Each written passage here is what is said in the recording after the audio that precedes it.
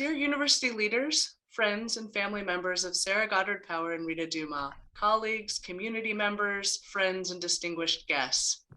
My name is Tiffany Mara, and I'm the 5th Executive Director for the Center for the Education of Women, now known as CEWU+.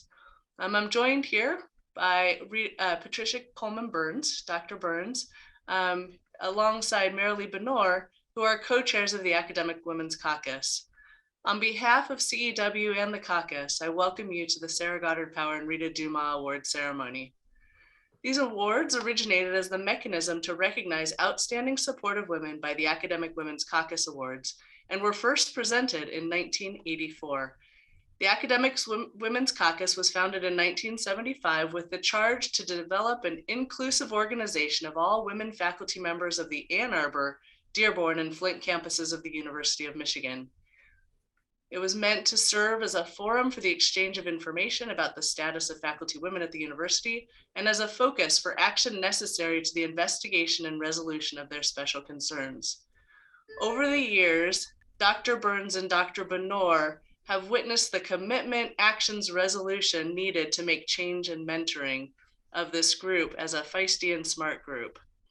The awards are meant to serve not just as an honor, but as examples to those about what can be done, what an individual or group can accomplish, and the awards to later were renamed in honor of Regent Sarah Goddard Power in 1988 to honor faculty administrators who have worked tirelessly for the advancement of women in the university community, like Sarah.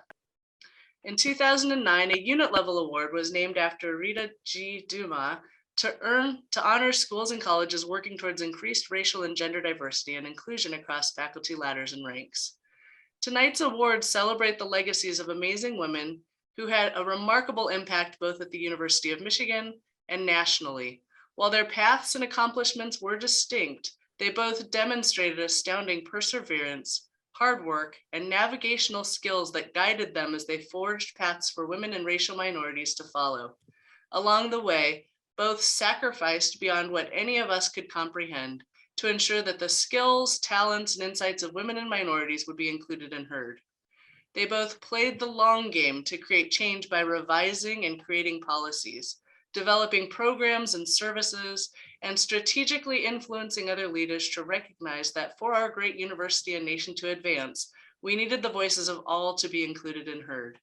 Tonight, we celebrate those who carry forward the shared vision, who make their own sacrifices to advance inclusion and equity, including who I am completely honored to introduce, Dr. Susan Collins. Dr. Susan Collins is the Provost and Executive Vice President for Academic Affairs at the University of Michigan. She joined the University of Michigan faculty in 2007, serving as the Joan and Sanford Weil Dean of the Gerald R. Ford School of Public Policy until 2017. She's the Edward M. Gramlich Collegiate Professor of Public Policy, as well as Professor of Economics in the College of Literature, Science, and Arts. Dr. Collins, thank you so much for joining us tonight. Thank you, Tiffany. And I have to say, it's truly a pleasure to be part of this wonderful ceremony. I'm just delighted to be with everyone again for this event. And this event really is a tribute to contributions to equity, to diversity, equity, and inclusion. And as Tiffany just said, having all voices matter, especially in this uncertain time, really continued challenging time that we are all continue to grapple with. I really believe it's particularly important that we come together to reaffirm our commitment to work that not only strengthens our university community, but each of us by making our community more welcoming and more supportive for all who are part of it.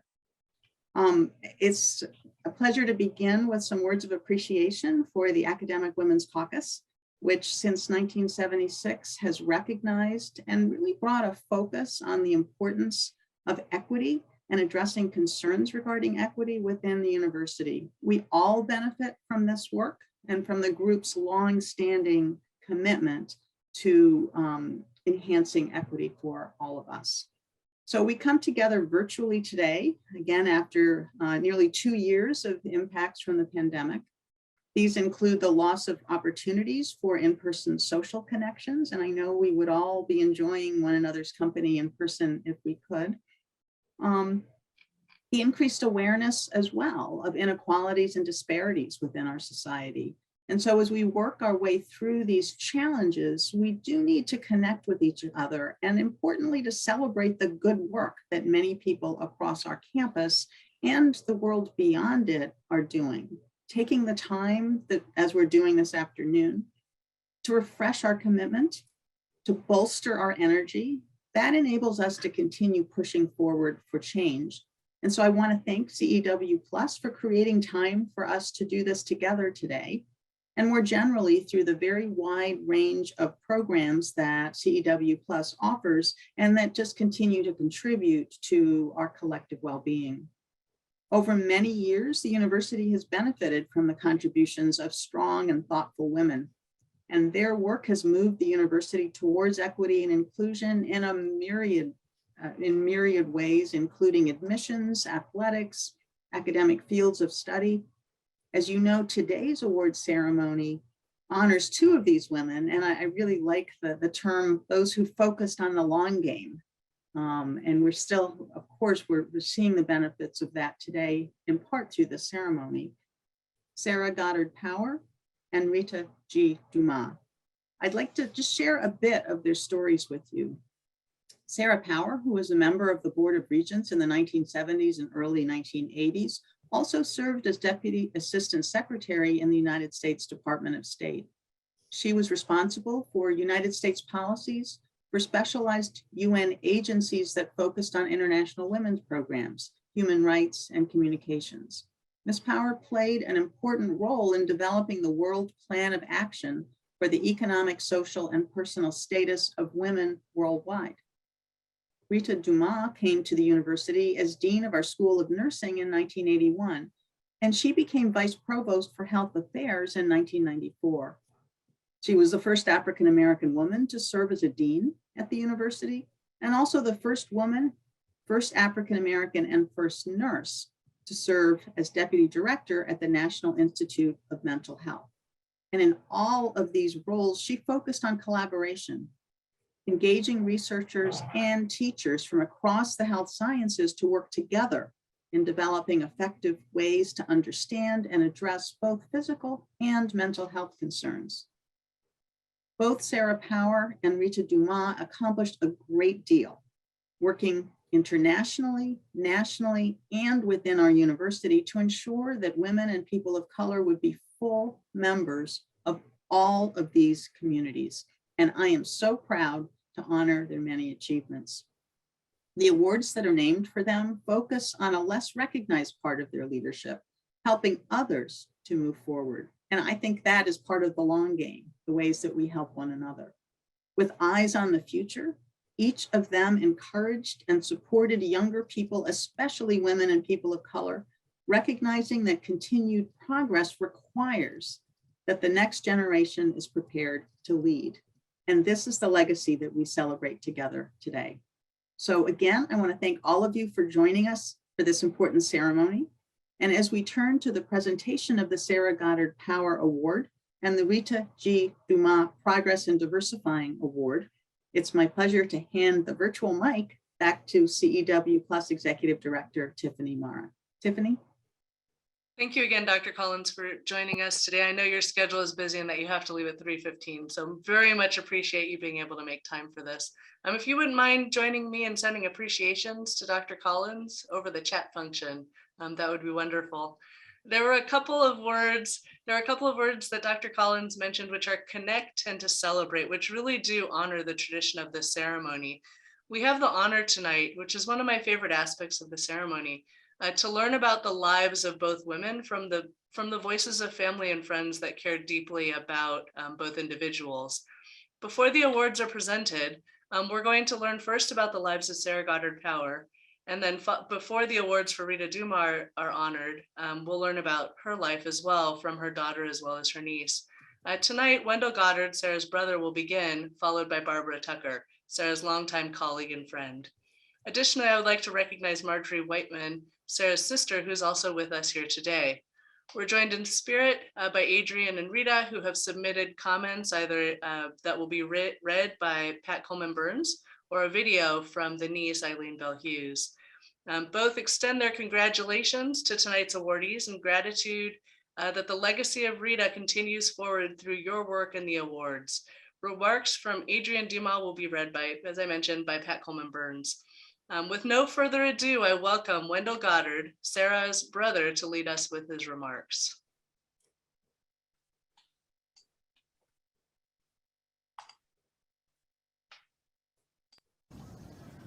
Good afternoon. I am Sarah's younger brother. I am delighted to be with you, remotely from Berkeley, California. As regent, Sarah worked tirelessly to advance the position of women and minorities in faculty and administrative roles. She would be very proud of this year's award recipients. I want to touch on a few memories of my dear sister. Growing up, we spent much time in the North Woods of the Upper Peninsula, the UP, on the South Shore of Lake Superior. We both loved the outdoors and hiking and fishing. When Sarah was in high school and I, 10 years younger, was in second grade, she used to pay me a few cents to lug her heavy briefcase to school. It was cool to accompany my big sister to the upper school. From 1966 to 1969, Sarah was executive director of the New York City Commission for the United Nations. During her last year there, I worked for the City Commission on Human Rights and saw a lot of her. Together, we organized several ethnic food fairs, block parties aimed at fostering a greater sense of community in diverse neighborhoods. In 1971, Sarah married Philip Power, and they had one son, Nathan. In 1974, Sarah campaigned to become a regent.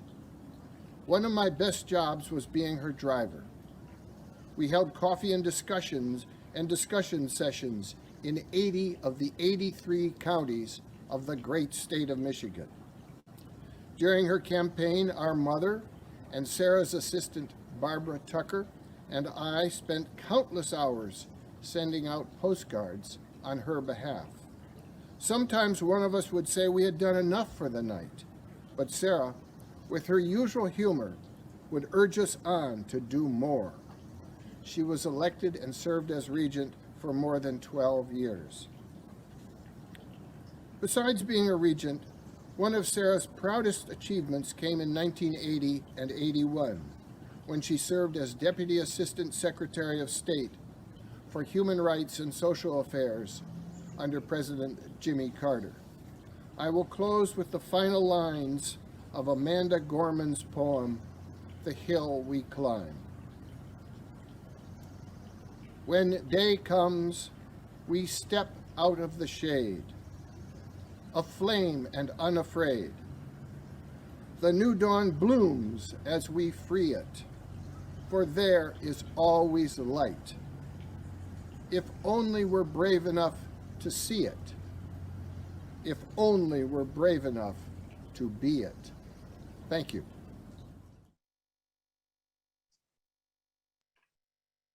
It's my honor to now introduce Barbara Tucker, who is Sarah Goddard Power's longtime colleague and friend. Every time I have a chance to talk to Barbara, I learn something new about Sarah, just like I did right before this ceremony began. Barbara, thank you for being with us today, and I look forward to your remarks. Thank you, Tiffany. Good afternoon, everyone. Our dazzling award recipients, distinguished guests near and far, and friends of this great university.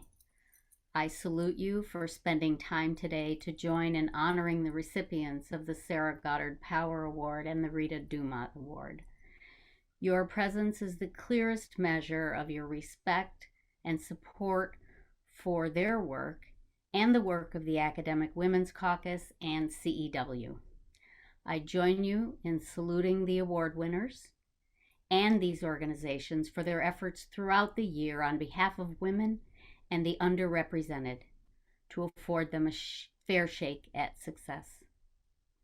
I've been asked to offer a few words about my friend and former employer, Sarah Power, whom some of you knew, and whose spirit embodies what the award is about.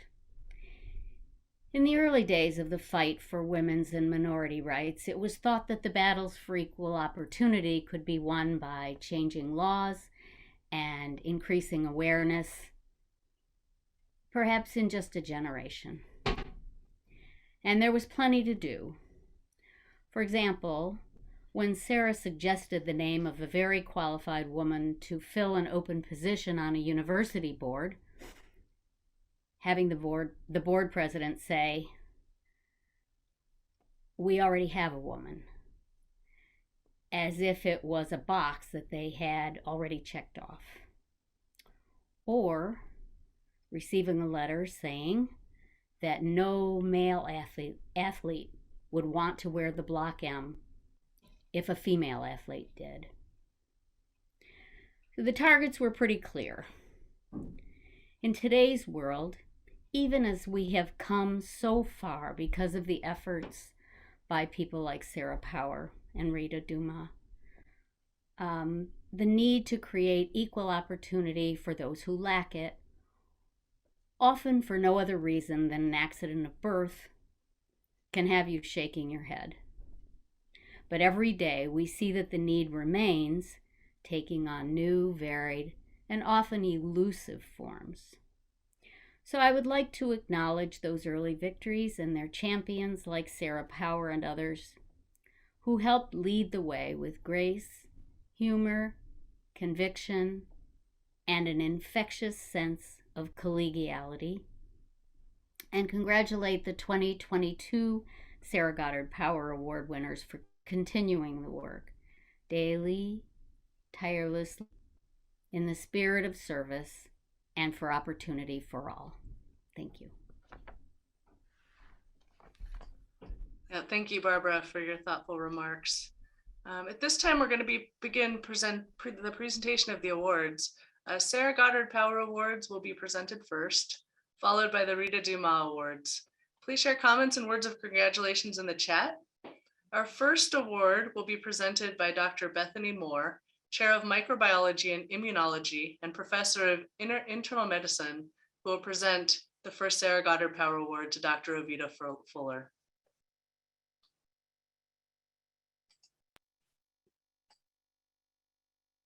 Good afternoon, everyone. My name is Bethany Moore, and I am the chair of the Department of Microbiology and Immunology. We gather today to honor the legacy of Regent Sarah Goddard Power, who worked tirelessly for the causes of human rights and for her championing of education, science, and culture globally. In that tradition, it gives me great pleasure to introduce Dr. Rhetaugh Fuller as one of the 2022 recipients of the Sarah Goddard Power Award. Dr. Fuller is a virologist, and her scholarly contributions have advanced our understanding of the pathogenesis of viruses such as herpes simplex virus and influenza. However, she is also an ordained elder in the African Methodist Episcopal Church, and in that role, she saw how infectious diseases like HIV were disproportionately affecting communities of color. Dr. Fuller developed an implementation science program for communities in Zambia and South Africa, built on the idea that clergy could serve as trusted messengers to use their significant influence to break down stigma and to increase key actions to reverse HIV and AIDS trends. A cornerstone of this work was an experiential field course for U of M students to travel to Africa with her, to deliver scientific workshops, build cultural competencies, and ultimately improve healthcare. She was supported for this work as a Fulbright scholar. And importantly, in the communities where she worked, there was dramatic improvement in the understanding of HIV transmission, prevention, and a reduction in the stigma of HIV and AIDS. More recently, as the COVID pandemic has swept across the world, Dr. Fuller has been called upon to use her influence and approaches to transfer science-based information about the SARS-CoV-2 virus, its transmission, and vaccines to communities right here in Metro Detroit.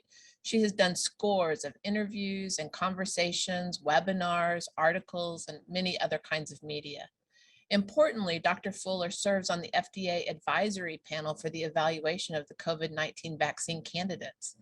I really don't think I can overstate what an important voice she has been, particularly to communities of color, to combat this pandemic.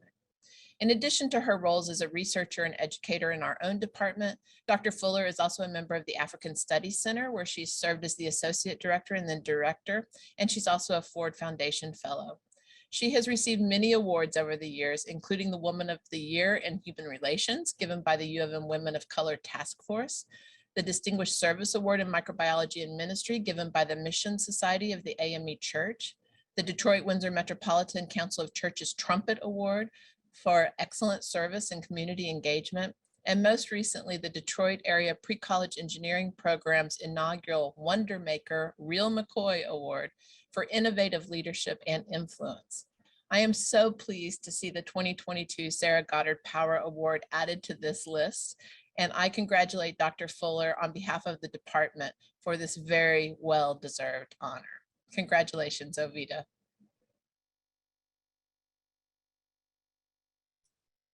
Thank you, Dr. Moore. Thank you, and good afternoon to everyone. To Dr. Coleman Burns, who is my ministry colleague and friend, and also co-chair of the Academic Women's Council, Caucus. To the co-recipients this year of the Sarah Goddard Power Award, and to my many colleagues and friends and family, to Provost Collins and all of you. Thank you for coming today, and I am so grateful to be part of the ceremony and to be recognized for the work we've done over the last years. I'm honored and humbled to be in this special ceremony today. You don't set out to do things, you just do what is in front of you.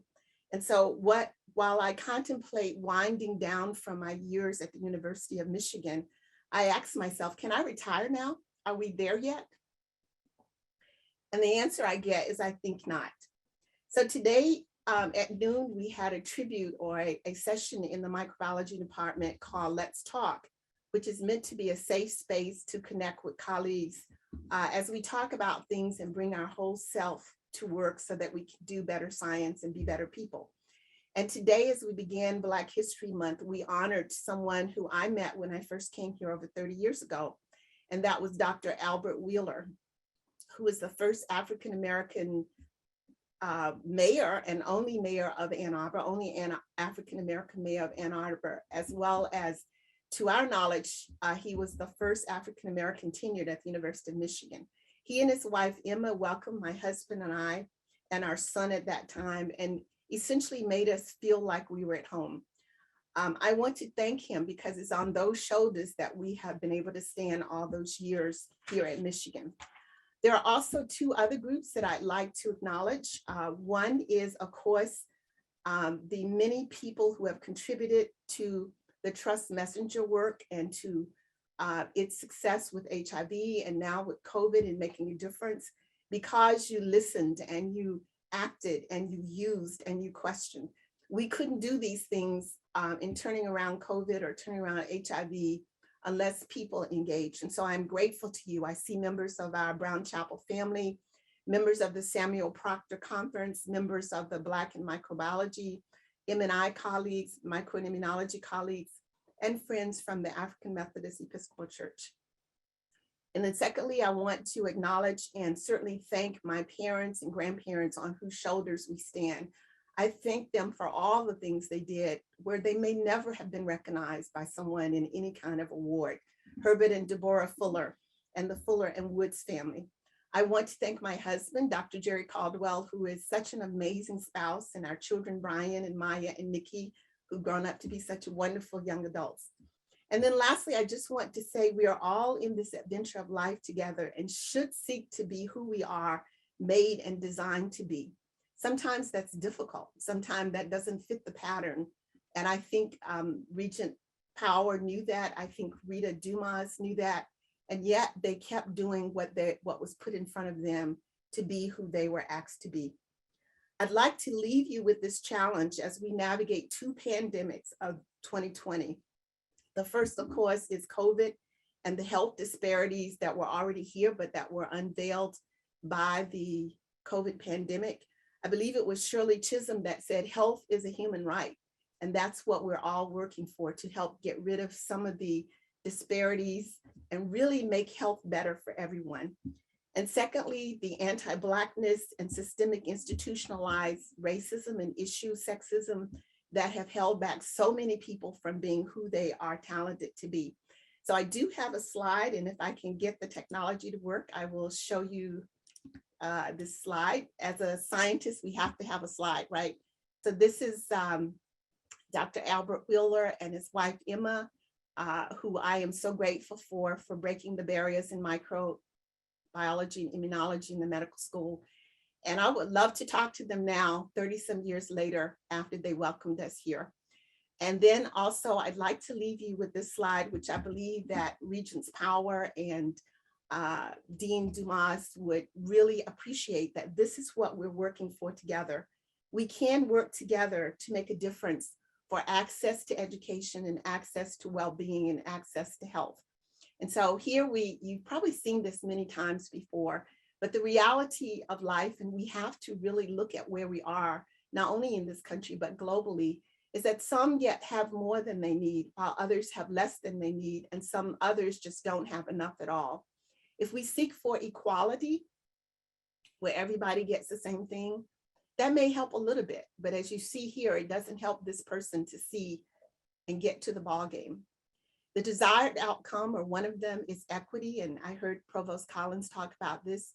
Everyone gets the support they need, which allows everyone to be part of the game. And yet even better outcome would be justice, which we're all seeking for, to remove some of the barriers that keep people from using their gifts and talents to be who they can be in this world. We absolutely must be able to work together in order to be able to, navigate this time. And so I'm trying to now get back to the screen. That's the danger of using technology. So where am I stuck? Oh, here we go. So we can all play a part in reaching toward equity and justice. We can all play a part in making the world a better place. And I am so grateful to be part of this ceremony and to be a recipient tonight. Thank you all so much. And I will turn it back to Tiffany, I believe. Thank you again. Yeah, Dr. Fuller, it's such an honor to be with you here today. You have quite the fan club in the chat. I hope you'll take a moment to kind of scroll through that, and we'll also intentionally send you the chat as well, so those chat messages are captured. I think I saw your daughter post a few things that were very touching, as well as lots of friends from your church and colleagues. So quite amazing. I'm pleased to now introduce Dr. David Brown, who's the Associate Vice President and Associate Dean for Health Equity and Inclusion, and Associate Professor of Otolaryngology, Head and Neck Surgery, who will present Dr. Reshma Jagsi with her award.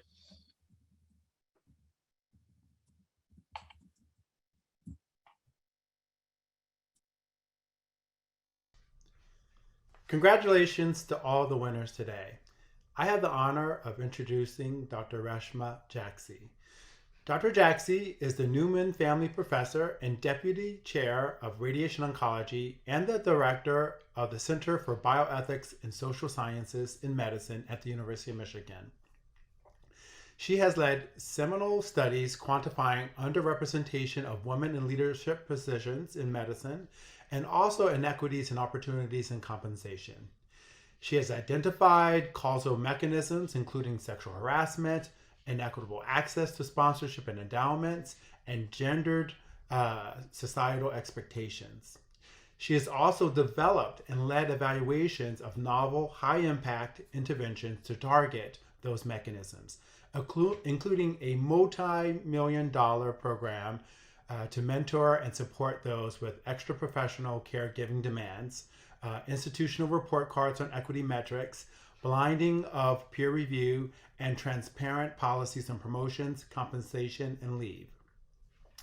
In addition to establishing gender equity as a matter of ethics, Dr. Jagsi illuminates patients' and physicians' ethical concerns about the common practices of using routinely collected clinical data for quality improvement and research and raising funds from patients, causing changes in ethical guidelines, institutional policies, and practices.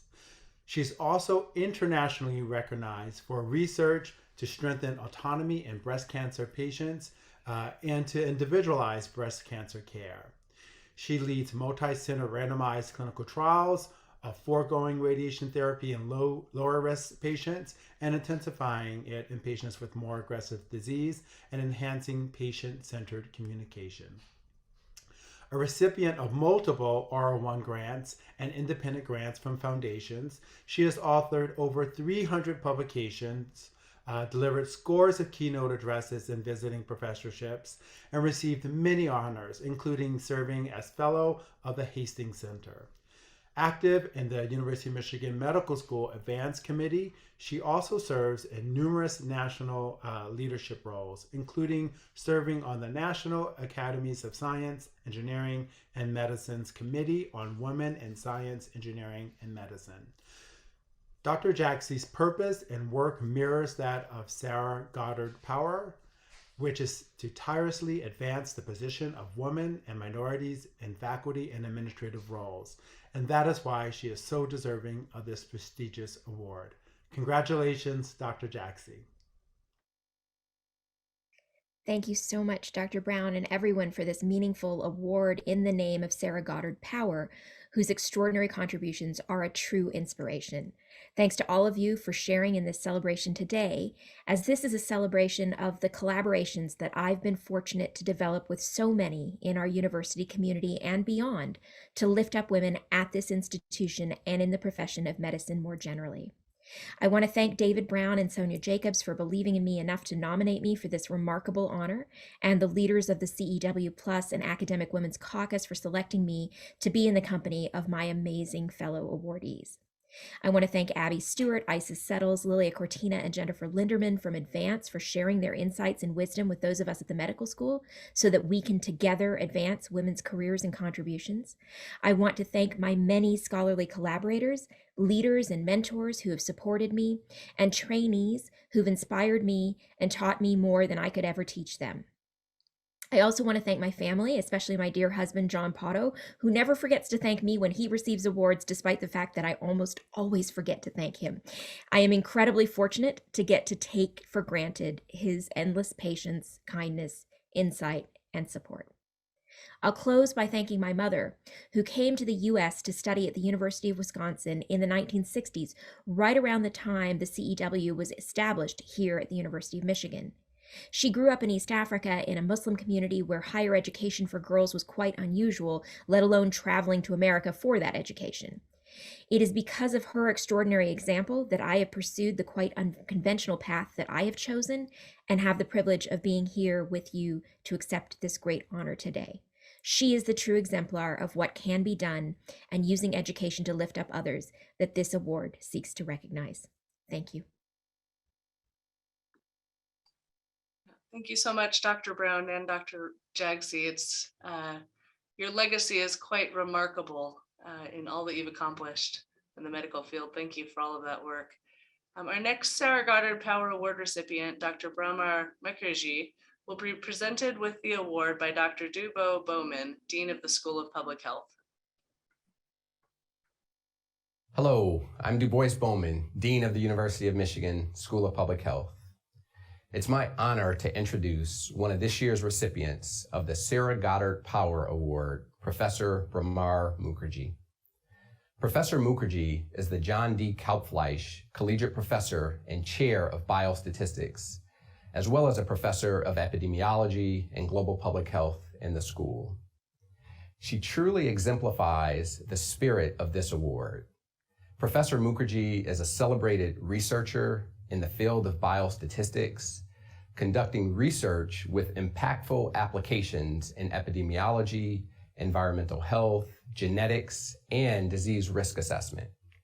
Throughout her impressive career, she has co-authored more than 300 peer-reviewed articles. She is the recipient of numerous awards and honors in her field. She serves as chair of the Committee of Presidents of Statistical Societies, or COPS, as we call it, based on its acronym. This role reflects leadership among leaders as COPS brings together some of the world's most prominent leaders of professional organizations in the statistical sciences. Professor Mukherjee is also an incredible mentor to students and is dedicated to helping women succeed in STEM and academia. She was the first woman and the first quantitative data scientist to be named the Associate Director of Cancer Control and Population Sciences at the University of Michigan Rogel Cancer Center. She built a junior faculty network which grew from 7 to 27 members, with the majority being women researchers. Professor Mukherjee is the first female chair of the Department of Biostatistics at the University of Michigan. And under her leadership, the department has made strides in fostering diversity, equity, and inclusion, and in creating an environment that's welcoming to all scholars in data science. She's the founding director of the university's undergraduate Summer Institute on Big Data. This program has trained 247 undergraduate students in the last 6 years. Approximately 52% of the undergraduate trainees have been females, and 20% came from historically marginalized groups. As someone who works to create opportunities for women across the university and beyond, Professor Mukherjee is most deserving of this award. So it's my pleasure to extend my heartfelt congratulations to Professor Mukherjee. Thank you so much, Dean Bowman. I would like to thank the Academic Women's Caucus, the Center for Education of Women, and the Selection Committee for considering me worthy of the Sarah Goddard Power Award. I'd like to share my profound admiration for my co-recipients, Dr. Fuller and Dr. Jagsy. It is their work and the work of all other past recipients and nominees for this award that have brought us to this crossroads where progress is palpable. Sarah Power was a tremendous force who worked tirelessly for the causes of women's rights, human rights, education, and freedom of the press. I'd like to share a quote by her which really resonated with me. She said, "My interest in opening up the system is simple. I want us to create reasonable options for all human beings, women and men. I want us to ensure the individual rights by which all persons can develop their potential, which will surely result in improved quality of life for both women and men." This is such a simple and powerful message, and yet it has taken our society too long to provide equal opportunity and equal respect to all human beings in this world. It is particularly important to receive this honor at a time when our reservoir of hope and resilience is depleting from 2 years of battling this never-ending pandemic. Despite amazing science, the world is struggling with providing vaccines, tests, and treatments in a globally equitable way. We, as women faculty at the University of Michigan, are particularly navigating a critical juncture in the history of this institution. We are disheartened by some of the recent events that violate the fundamental value and culture of this institution.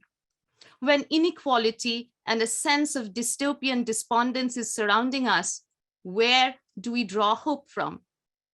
I shall still remain with the hopeful. Sarah Power believed passionately in the essential goodness of people and in their desire and potential for contribution and achievement if given a fair opportunity. I share her conviction and her optimism, and I feel hopeful for the future of women scholars and staff at this institution. You may wonder why. Growing up in the bylands of Kolkata in India, I never imagined I will be the first female chair of the biostatistics department at the University of Michigan. My first flight in my life was to the United States at the age of 23, and I could not ask for a simple Big Mac meal at the Heathrow Airport McDonald's because I was too shy and afraid to speak in English with an accent. I did have the money, by the way. Life has its own miracles. It was not too long ago in 2013 when I was the only female full professor in the Michigan Biostatistics Department. We now have 7 female full professors and many rising stars amongst our mid-career and junior women. Both of our associate chairs are women. Data science in general is a male-dominated field. It is not easy to change the professional climate or culture. But when you do see change and progress in real time in your own workplace, nothing is more rewarding than that. I want to take a moment to thank all my collaborators, mentors, trainees, family, and friends, and in particular, my rock star colleague, Professor Jenna Wins, who led my nomination for this award. I have really enjoyed growing up as an academic at the University of Michigan, with my primary appointment in the School of Public Health, but crossing boundaries and sometimes overstepping, working with various interdisciplinary institutes like the Rogel Cancer Center, the Institute of Health Policy and Innovation, being a part of the Michigan Society of Fellows. The opportunities that I have received in this shared, vibrant intellectual landscape for the last 15 years are limitless. I really feel grateful for those opportunities. And I promise to create more opportunities for everyone every day during my time of service in the academy. Thank you so much for this honor. I'm raising a glass to Sarah Power, to all women in the academy, to this powerful moment, and to our collective journey. Thank you so much. Over to Tiffany. Thank you for your wonderful remarks, Dr. Mukherjee. All three of you award winners are so inspirational. It's just a wonderful time to be hearing from you as the pandemic draws on here and about what's possible and the inspiration you bring into your work. If you wouldn't mind, I know a lot of you have already posted into the chat congratulations and other words. If you have any final thoughts, now all three awardees have a chance to read them as you're posting them. Go ahead and blow it up in that chat area, and then we'll move to the Rhetaugh Dumas Awards.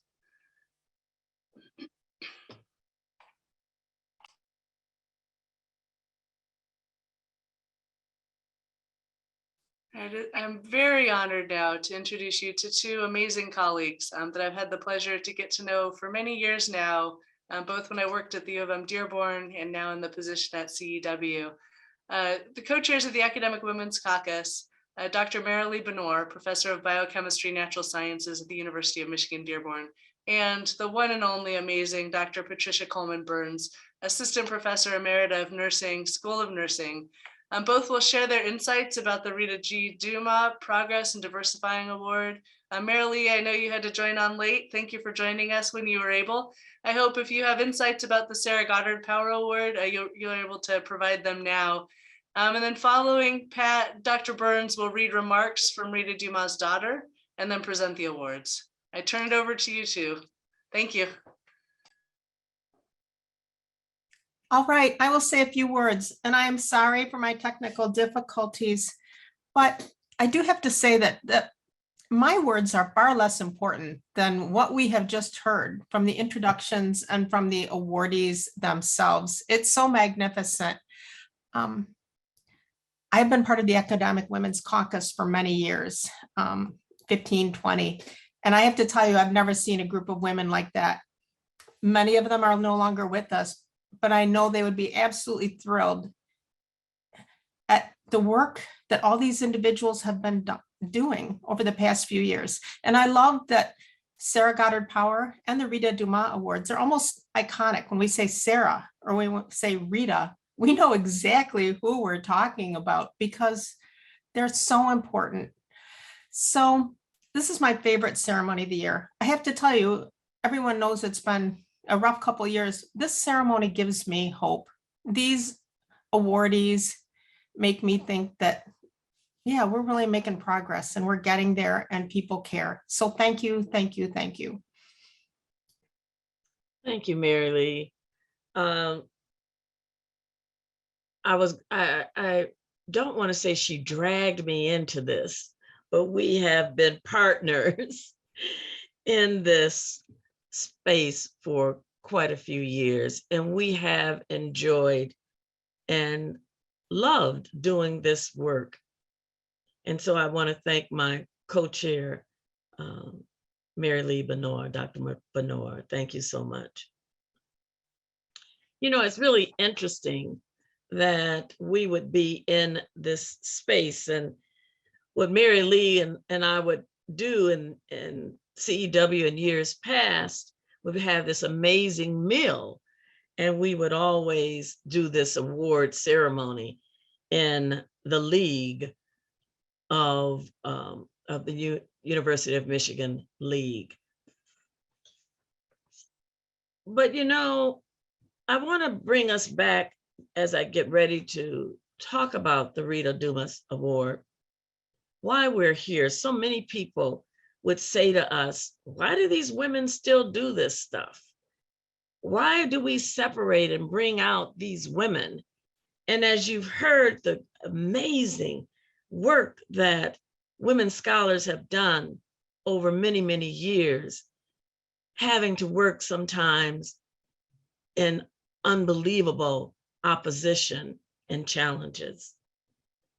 And so I think about reminding us that the League was a union built for women here on the university campus. It was the need for space for women, because the Michigan Union that we now all go into, that was opened in 1919, did not allow women in there except as on the arm of a man and through the side door. And as Rhetaugh would tell you, and for Black women and women of color, the back door was often the only entrance, and often as workers and seldom as scholars. And so this continues to be a time when many would want us to forget our history, to learn from our history, so that we can learn from the victory, from the joy, the hopefulness that we have, and also eradicate the mistakes that have been made in the past. And so as I look, I don't know if you all can see Sarah Goddard Power's little brother. He's still here with us. And he says, look over his shoulder and you can see a portrait of her. But I also hope you notice that as we get ready for miles of snow, he's in the sunny weather. And so we do so much recognize the space and place that we're in here at the university. And so the League was open for women in 1929, 10 years after the Michigan Union was open. So we have to remember, progress, as Dr. Fuller says, one person at a time, slow, but now we seem to be on steroids, and we will continue to move forward. The Rhetaugh Graves Dumas Progress and Diversifying Award was named for Rhetaugh, who hired me in 1991 as the director of the Office of then Minority Affairs. I didn't like the word minority. I didn't like to be minoritized or counted. And I immediately changed the name of the office to the Office of Multicultural Affairs to represent where we were going and not where we had been. And Rhetaugh was an amazing dean. She was a dean for the School of Nursing from 1981 to 1994. And she wanted to give awards, not only recognizing, as the Academic Women's Caucus had done with the Power Award, individual accomplishments of women scholars, but she wanted to look at the infrastructure, the systemic nature of biases against women. And she wanted to acknowledge academic units that had taken on outstanding institutional initiatives in demonstrating notable progress. And I underscore the word progress because we're not there yet, but we continue to move forward. But she wanted to underscore the progress achieved in ethnic and racial gender diversity in the professor, clinical professor, research professor, research scientist faculty ladder and tracks. And so in 2009, the Rhetaugh Dumas Award was first awarded, and it is supported. We thank so much the Provost's office for providing this award. Let me now take time to recognize and give you the remarks. We would have the remarks of her daughter here. She's not able to be here today, and I will read her remarks. We called her Cookie. Her name was Adrienne Josephine Dumas, and she left for us her remarks for me to read to you. And I read them with great humility, because you will see that she shared her mother with us in the school and in the university. She says, "Good afternoon, University of Michigan administration, faculty, staff of the School of Kinesiology and Department of Mechanical Engineering award recipients, to family, friends, and distinguished guests. I am Adrienne Josephine Dumas. I hold a master's degree in social work, graduating from Columbia University School of Social Work, located in New York.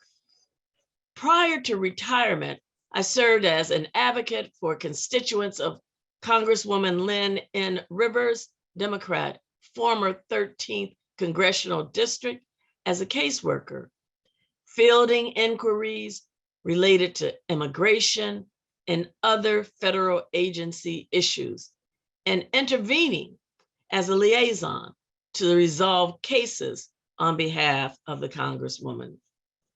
I am honored, Cookie, our dear daughter of Rhetaugh. She says, I'm honored to be here with you today in honor of Dr. Rhetaugh Graves Dumas, my mother, former Vice Provost for Health Affairs and Dean of the School of Nursing at the University of Michigan for 22 years. Dr. Dumas served on the National Bioethics Commission appointed by President William Clinton and was inducted into the National Academy of Science along with her other accolades. Dr. Dumas was a phenomenal Black woman, a nurse, a leader, a mentor, a pioneer, and a loving mother. And she says, what I just shared with you, Cookie says, I learned early that I would be sharing her time and her love with the world, for she had a destiny to fulfill. She was born November 28th, 1928, in a racially segregated city in Natchez, Mississippi. Her mother was Josephine Bell, and her grandmother was Mrs. Julia Russell. Josephine did volunteer work at her church, the Red Cross, and served Black soldiers meals and listened to their stories about their personal lives and surviving racism in the military. She often gave her counsel about their issues. Josephine, Cookie goes on to say, attended Tuskegee Institute in Alabama, earned her bachelor's degree in teaching. She taught the 4th grade in one of the elementary schools. Josephine decided that Rhetaugh was going to be a nurse when she grew up. And Rhetaugh became a world-renowned nurse who pioneered uncharted courses as the first Black, the first woman, the first nurse to serve in her various positions.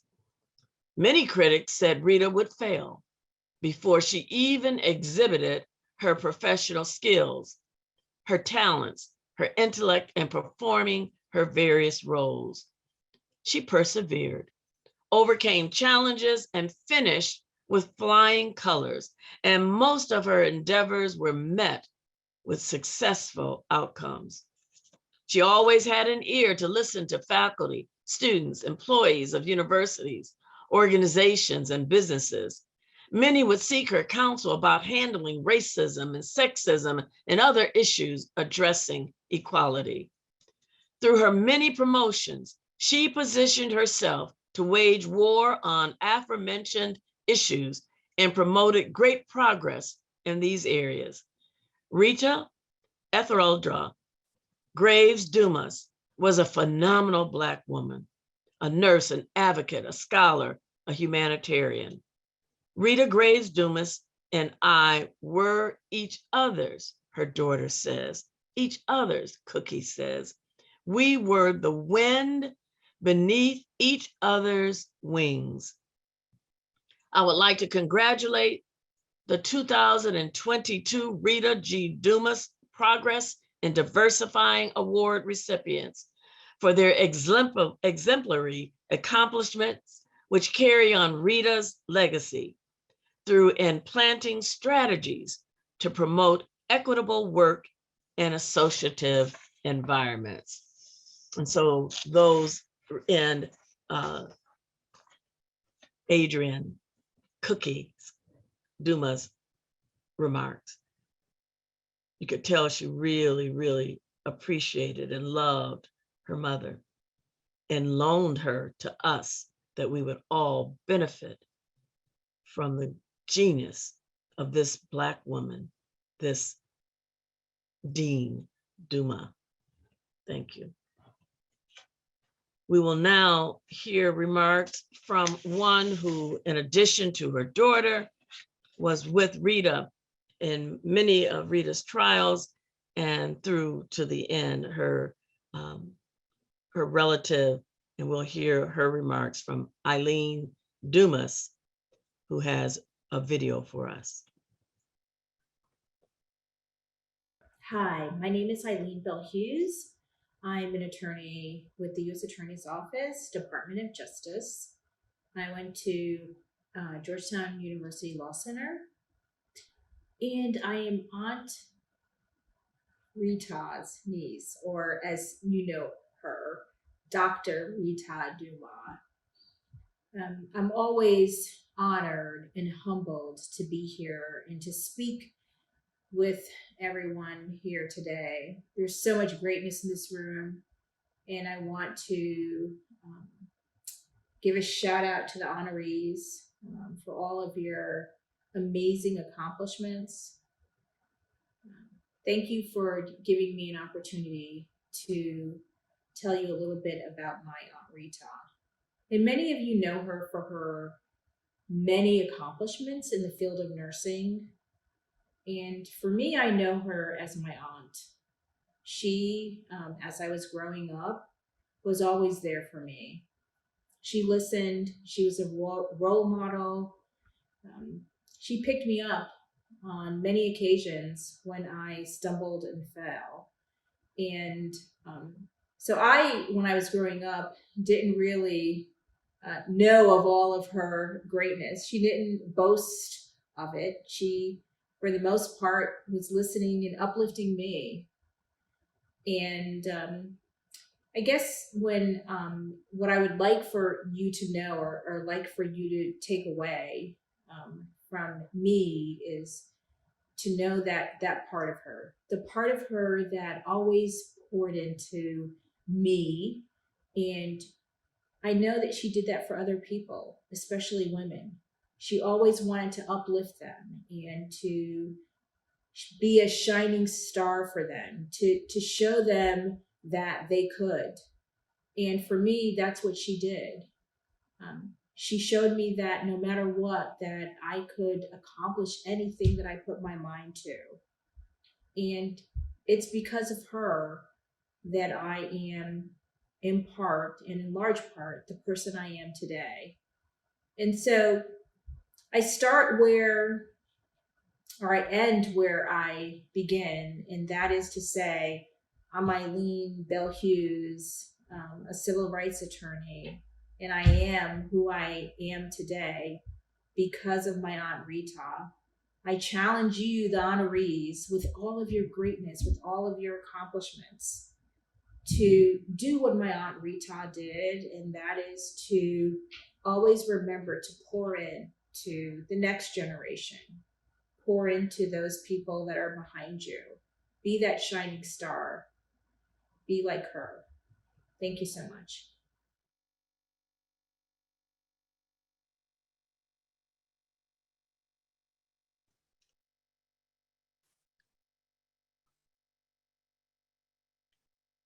So please feel free to drop into chat any memories you have of Rheta if you had the opportunity to meet her. We come to that part, therefore, to award the Rheta Graves Dumas Diversifying Award. This year, we had a hard time because usually you only give out one of these awards. They're so beautiful. I hope we are able to show you a picture of it somewhere before we go close out today. But this year, we were amazed and overwhelmed and thankful for the work of 2 units that needed to be recognized. And what's interesting about these 2 units, for those of you who've been on this journey of inclusivity, you saw the slide that Dr. Fuller showed. We've often said the sciences had no biases. The science was science. There were no biases in science, we said. Not me, but that was the word.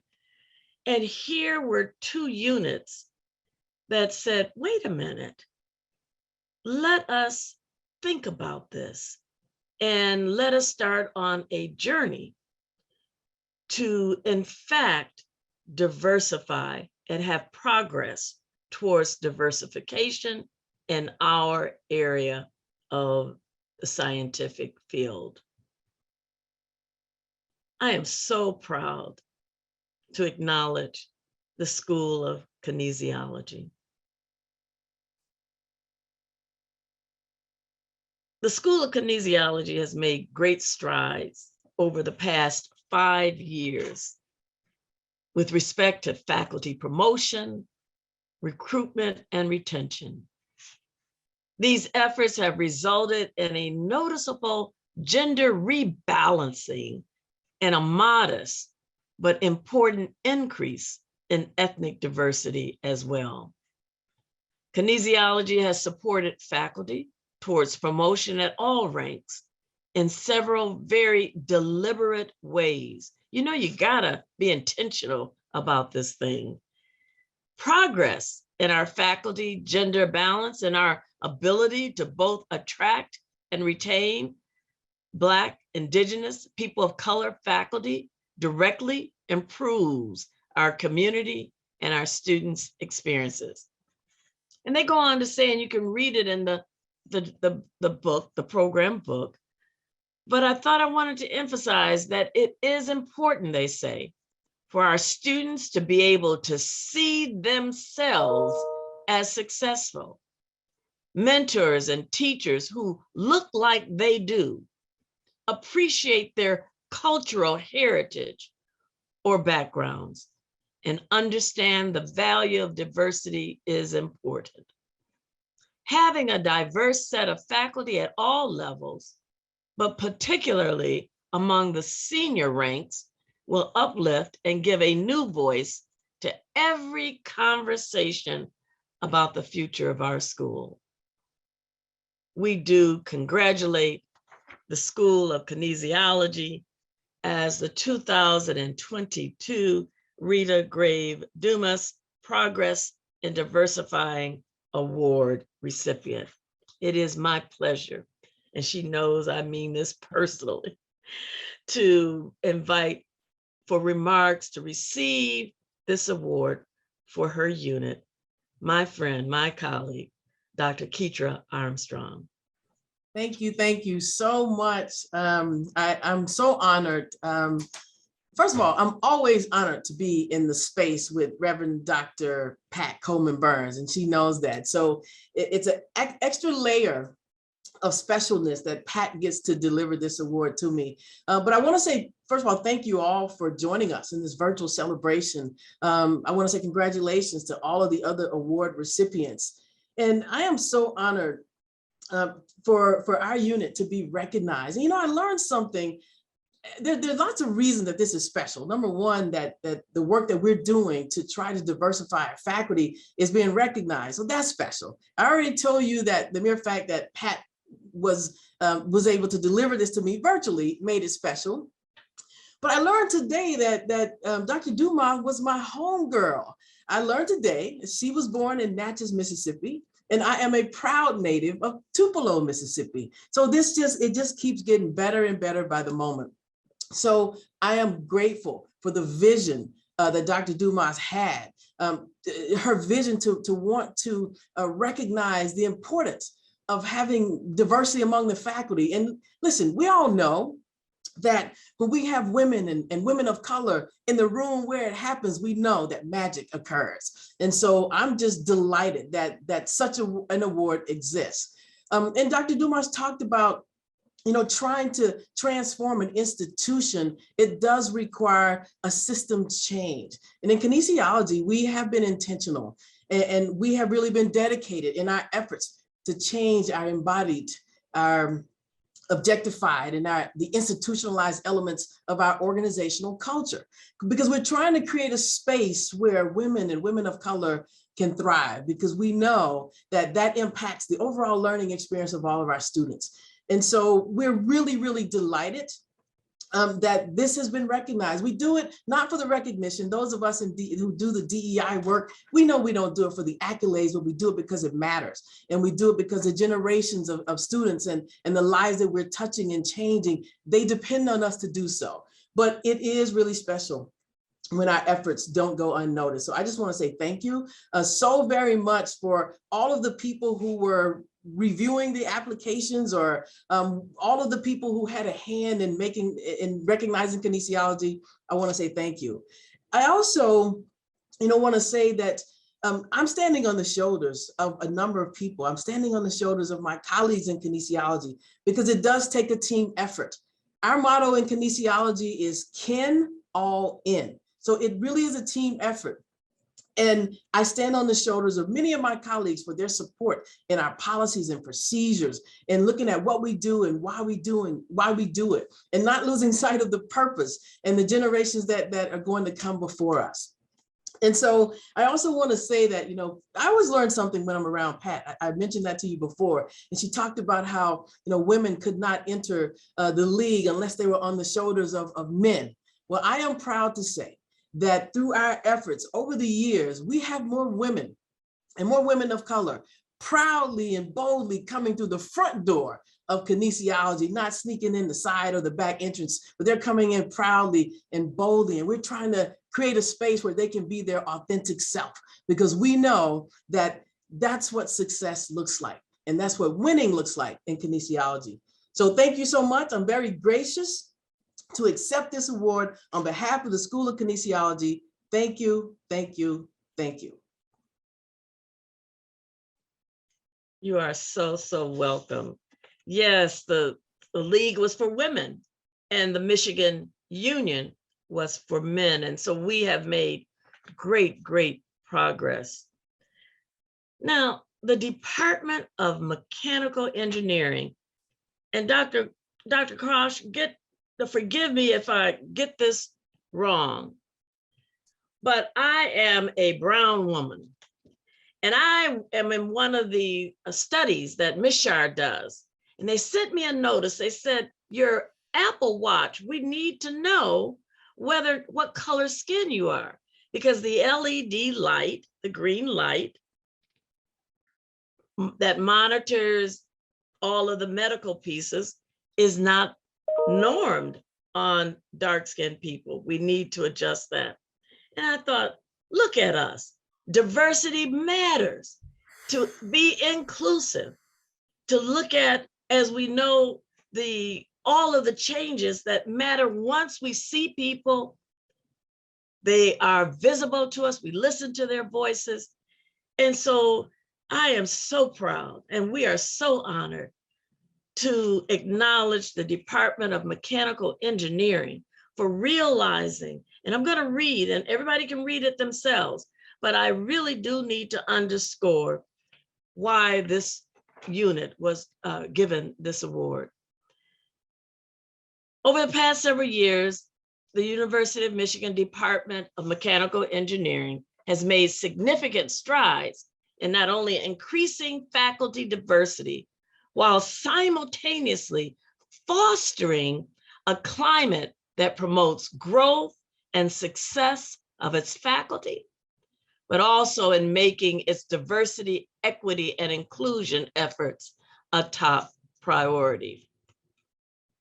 To make this happen, several things went on and are going on in the department. And please read it in the program around mentoring, around making sure that support and progress is made in order to advance not only the department, but the science itself. But I want to bring you to a point in their description that I think is exceptionally important for us to focus on this afternoon. It said, although the department only had one hiring slot allocated by the dean, it was able to make 4 hires because of the quality of the candidates. Let me put a pin there. Sometimes we only hire diverse people if there's another pot of money. This department said, wait a minute, we're going to do what has been allocated to us, but look at the quality of the candidates. And therefore, the importance of hiring more than one individual in this space. That is phenomenal.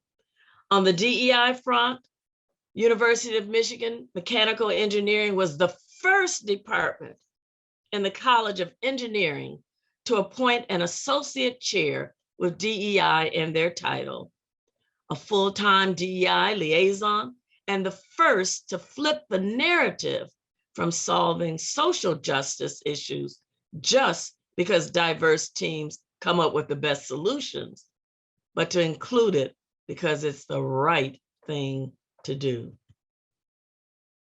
I want you to read the full description of the Department of Mechanical Engineering here at the university, but I want to have the space where we can acknowledge and hear from Dr. Carol Gross in receiving and accepting this award. We are so honored that you're in this space and to give you this award.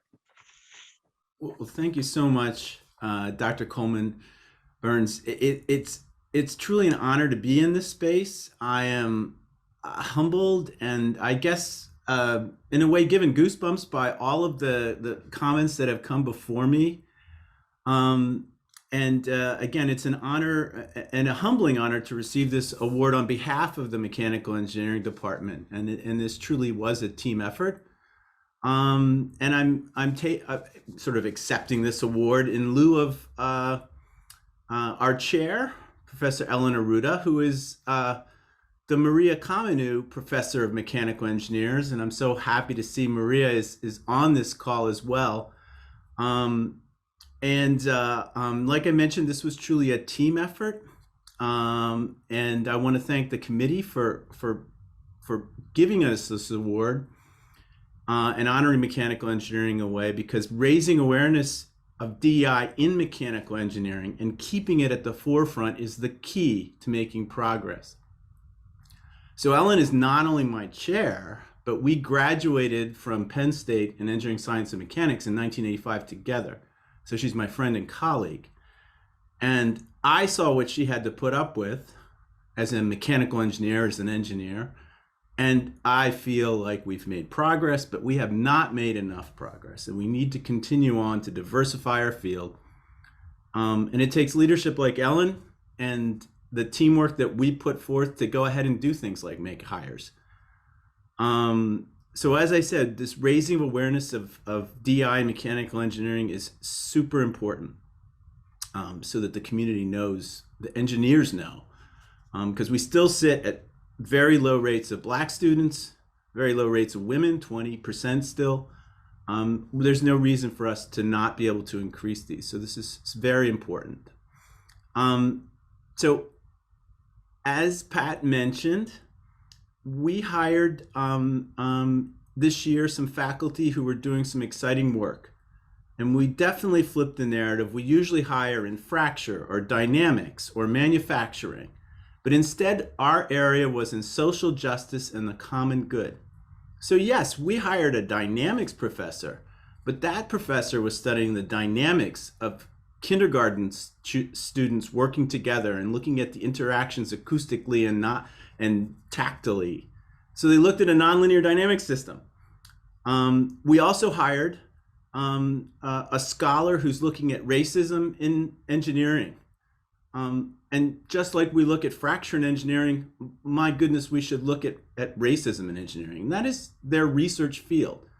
A mechanical engineer for sure, and educated in that way. So I'm very excited.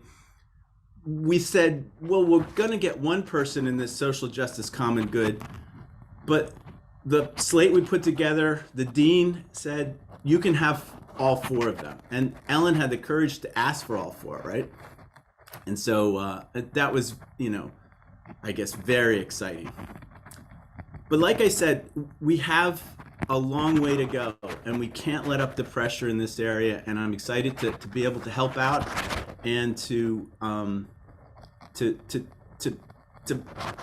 accept this award. And I guess Dr. Mukherjee took my quote from Sarah Power in terms of opening up the system and having equity for all, and I guess that it will surely improve the quality of life for both women and men, for Black and Hispanic, for gay and straight, for everyone. Sometimes it is daunting and it is tiring to keep pushing, but we have to, right? And I guess what gives me the most inspiration is our undergraduate and graduate DI committee, and also talking to the DI leads around the college. But our students, when I meet with those students, I am invigorated to go on, because we can make a difference and we can continue to stand on the shoulders of giants that we heard about today and heard from today. So again, I thank you very much for this award for our department. Thank you so much. Again, we were very honored and humbled to recognize these two departments. And you hear the humility in their voices and a sense of how we still have a ways to go. But as someone has said in the past, I ain't no ways tired, because we're beginning to see and reap the benefits of the work that these folk have done.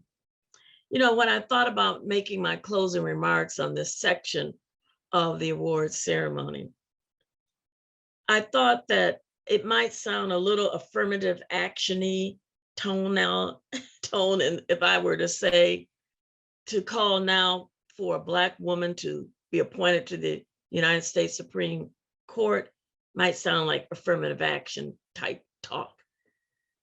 But what we've seen here today is excellence, quality.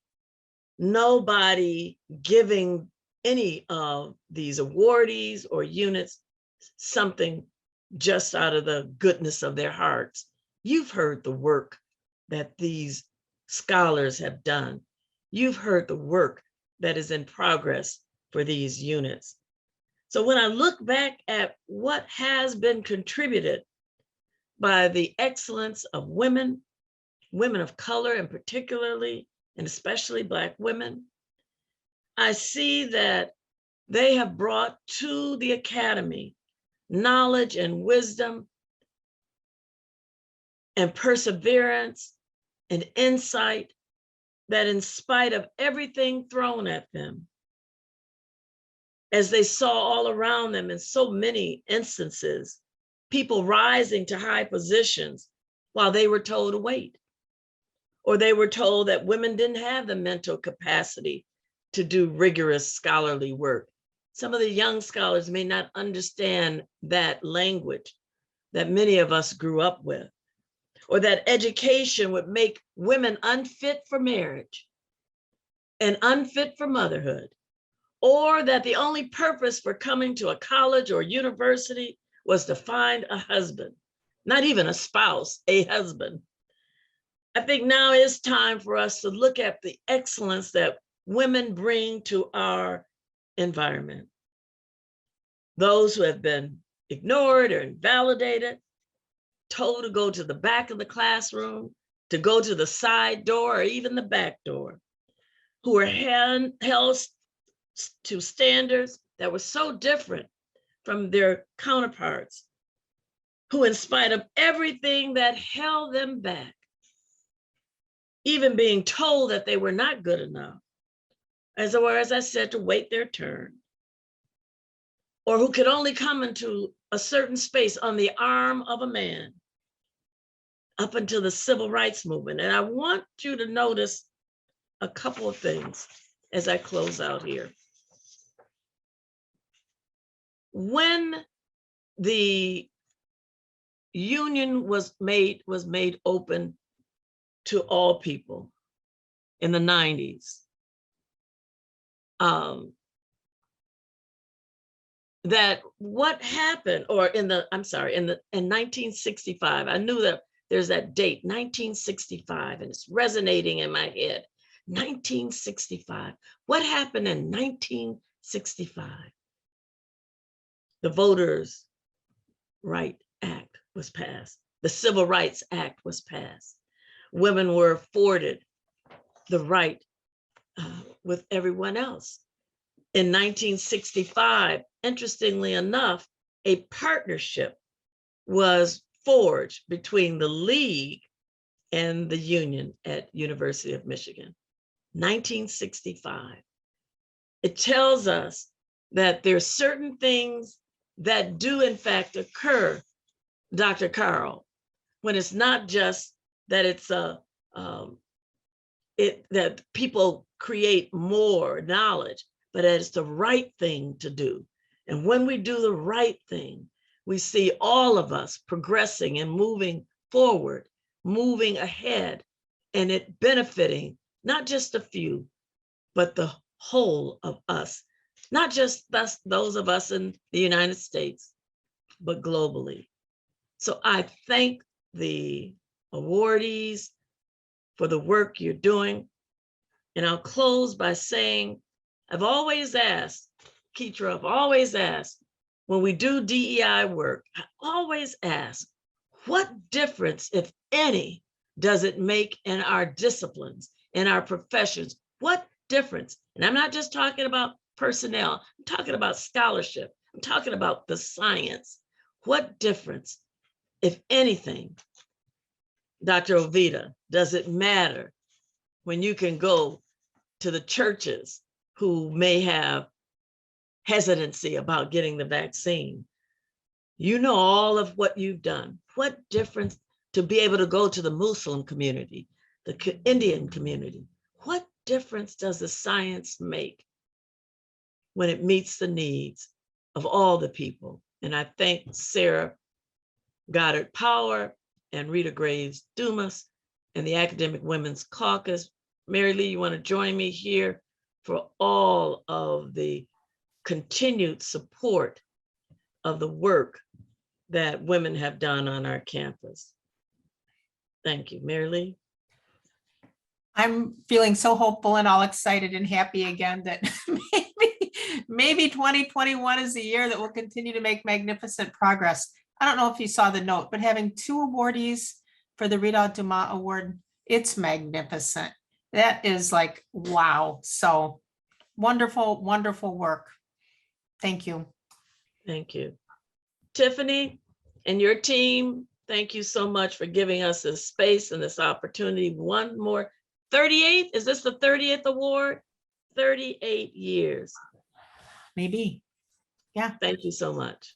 Oh yeah, it's an honor to carry it forward with both of you. And special thanks to Sarah Prince and Erin Lane, who have been behind the scenes, making sure that everybody's spotlighted, that the program goes out, and that everybody has the time they need to make their remarks. So thank you to everyone who showed up tonight. And if you want to put any additional chats in the chat, please feel free to do so. Like I said before, we will download all of those and make sure that they make it to the speakers and the awardees tonight.